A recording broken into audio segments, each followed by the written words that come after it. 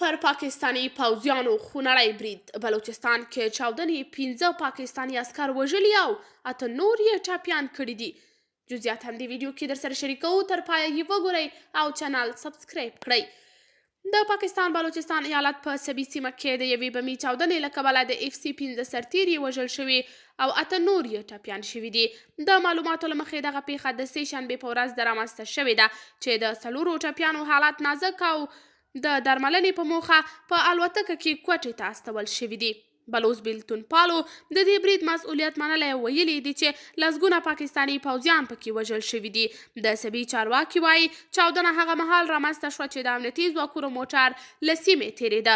د یادونې ده چې په تېرو 10 ورځو کې دا په سبي کې درېیمه چاودنه ده چې تېر برید پکې د پاکستان په ولسمشر شوی و، خو له بریده روغ وتلی و او نور ګڼ شمېر پوځیان پکې هلاک شوي وو. قدرمن لیدونکو، تاسو یې په هکله څه نظر لرئ؟ نظریات را سره کمنټ کې شریک، ویډیو لایک او چینل سبسکرایب کړئ.